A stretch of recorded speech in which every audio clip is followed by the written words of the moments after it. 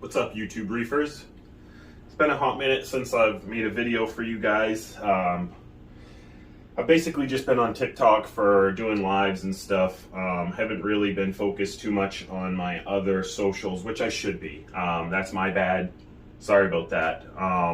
But nothing really new on the Fluval. I did have a little bit of an issue about a week and a half ago where I had a dosing pump that had a continuous drip into the system.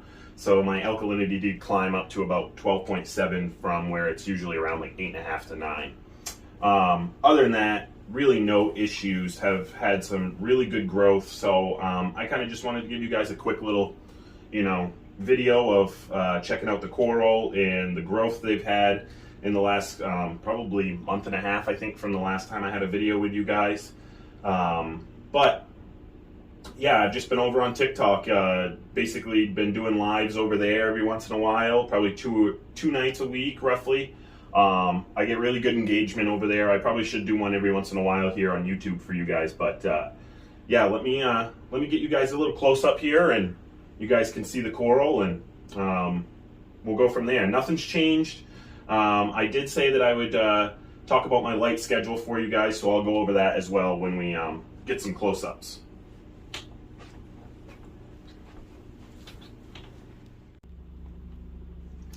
So nothing really has changed. Had some really good growth going on with the Forest Fire Digi and the Bubblegum Digi. They really seem to love this tank, so I've had some really good growth. The plate coral is really starting to get some color back. Not as much as I was hoping, but it is coming around really nicely. Other than that, the Setosa is growing back. I sent a very large frag off to a friend off TikTok, and the shipping service just dropped the ball. It was not... I sent him a frag of the Forest Fire Digi as well with it, and they just dropped the ball. So, as you can see, not much has changed in the reef. Got some really, really good growth going on. The Monty just doesn't stop. It's continuously growing. It's growing on the sand now. I'm going to have to do something about that. Maybe some kelp paste to try and dye off the edges. Candy cane is in just full enjoyment mode. Absolutely loves this tank. If anyone's local to Maine, let me know. I'll give you a frag for sure. Everything else wise, chalices look really good. Duncan's amazing. Jade's bird's nest is really popping. Mushrooms out back are really killing it. But I did have a question on my last video that I posted. Somebody was asking what my light schedule is on what I have for the Gen 1 night crew setup. It's super simple. The light comes on at 10, sorry, not 10 in the morning, 8 in the morning. It starts at 0, ramps up to 100% blues by 9 o'clock.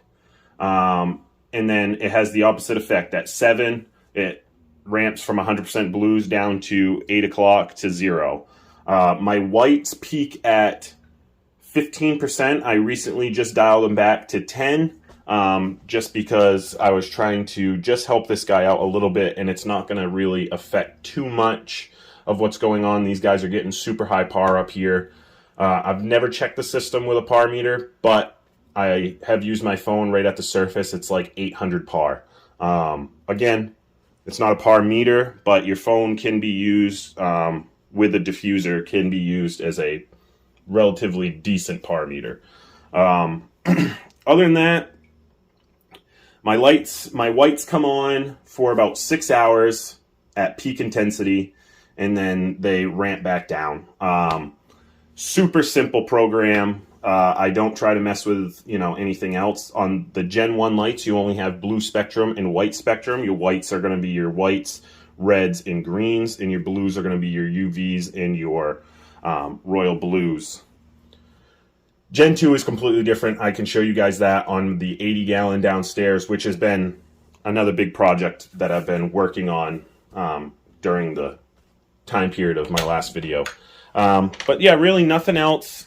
Still dosing Alpha Reef and Kelp Wasser. Kelp Wasser is in my auto top off. Alpha Reef is 8 mLs a day, and that's still keeping me, like I said, right around 8.5 to 9 throughout the week. Still do my weekly water changes.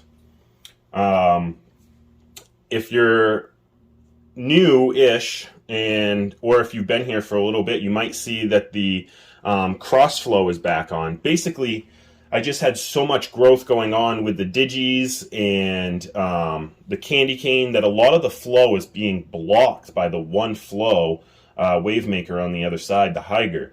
So I added the cross flow onto there to be able to generate some upper downward flow onto the SPS, and they're really loving it. So I'm not going to mess with it. I'm leaving it right where it is right now. The flow seems pretty good. If I need to adjust it later on, I'll adjust it. Flow is one of those things that is always changing in your reef system, so always be paying attention to your flow. Check your, especially if you have SPS, check your polyps. Make sure you're getting good polyp extension and movement out of your with your flow. But other than that, that's really all I got, guys. Nothing else has gone on with the reef. If you guys have any questions, you can obviously hit me up in the comments. I try to respond to everything. Again, I haven't been really good about being on YouTube lately, and that's my bad. I'm going to try and be a lot better for that.